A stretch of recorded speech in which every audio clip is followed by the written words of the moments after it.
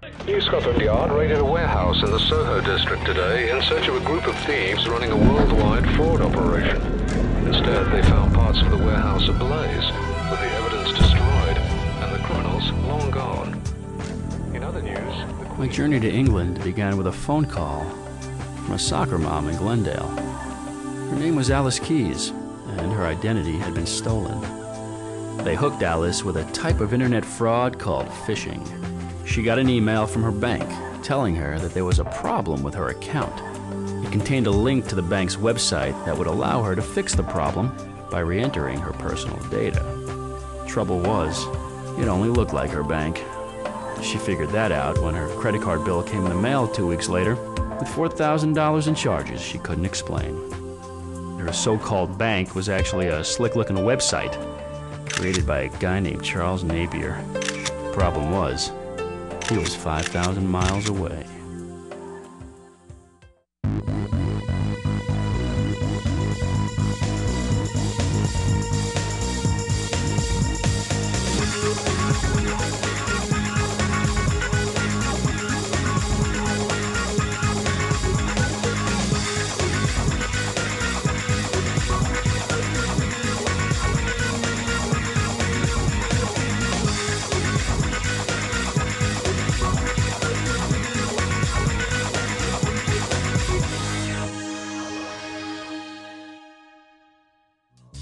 Pat, hey, it's Goddard.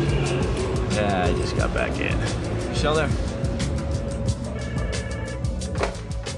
Niece. Hey. Hey, Alan. How'd the search go? It didn't. Somehow they got tipped off. Looks like they left in a hurry, though. Did Scotland Yard have anything on Napier? A lot. This guy is a real piece of work. Running all kinds of scams, all of them on the internet. Wow. Advance payment, auction fraud, software piracy, phishing. You name it, he's doing it. He's got victims all over the U.S. Several other countries as well. Really? Yeah, we met with The Office of Fair Trading in London. They've been receiving complaints as well. Any luck tracing the stolen merchandise? No. All the stuff was mailed to some college kids in Florida. They forwarded everything to a mail drop in Edinburgh. He recruited them on the net, paid them wire transfers. They thought the whole thing was legit. What about the number he posted for the bank? That turns out to be a prepaid cell phone he purchased with another stolen card. Yeah, he only used it for a couple weeks and then he dumped it. Great. Well, at least the trip wasn't a total waste. Did pick you up a present. Really? I bring you greetings from London. Sorry I didn't have time to wrap it. Oh, you shouldn't have. Think we'll be able to pull anything off this? I don't know. Greg tried the mobile forensics kit at the search. A little too far gone. I was hoping the lab could do something with it. You do me a favor? You drop this off for me? I can use some sleep. Coffee. Yeah, after I sleep. I'll see you later. Napier had covered his tracks pretty well. But the crime lab was about to make a wake-up call.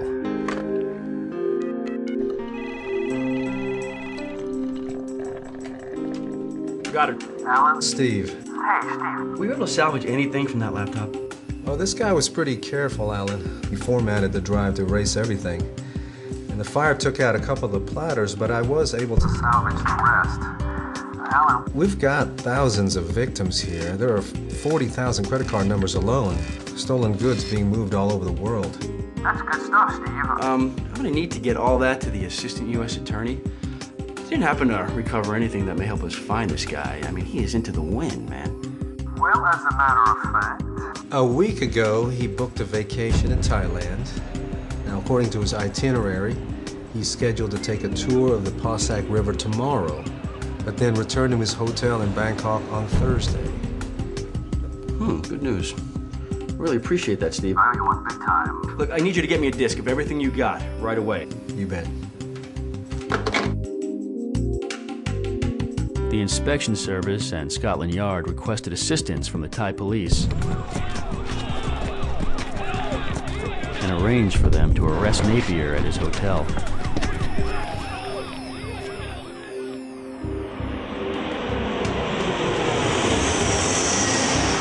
I flew into to be an observer and help with the interviews.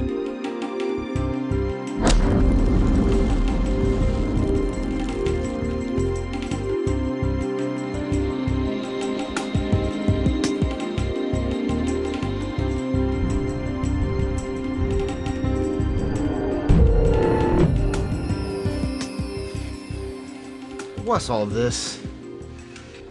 This is Alice Keys.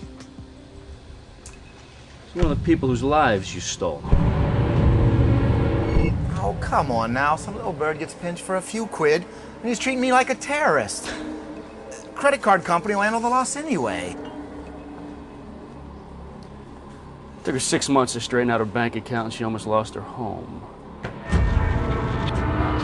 wouldn't give a crap about that? Yeah, life's tough all over. We all have to survive best we can. You know, you are absolutely right.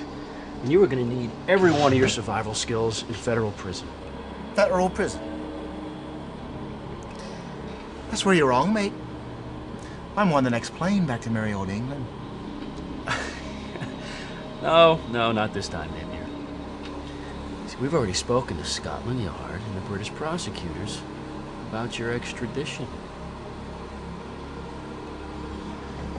Looks like you're a man without a country.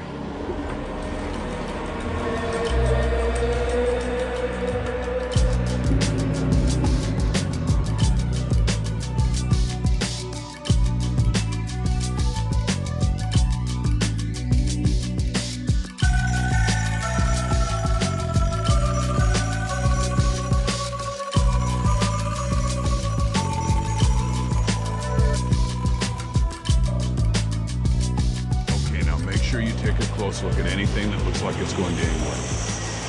Charles Napier is awaiting trial in federal court for over 100 counts of mail fraud, and its victims are slowly rebuilding their financial lives. The internet can be a safe place to do business, but you should be aware that there are those who target unsuspecting consumers. There are steps that you can take to protect yourself. Number 1, be suspicious of emails that appear to be from banks, online auction sites, or other retailers.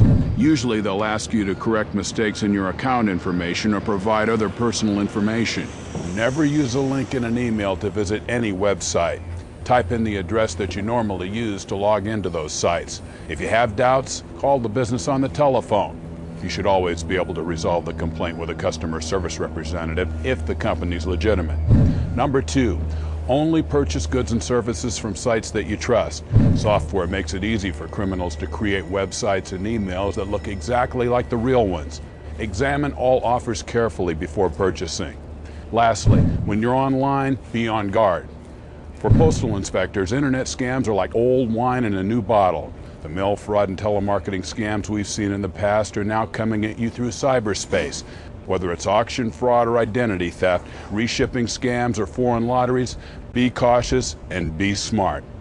For more tips on how to avoid internet fraud or to report the crime if you've been a victim, visit our website at usps.com/postalinspectors or lookstoogoodtobetrue.com. These simple steps can help protect you from crooks thousands of miles away or just across the street, and will give them a world of trouble.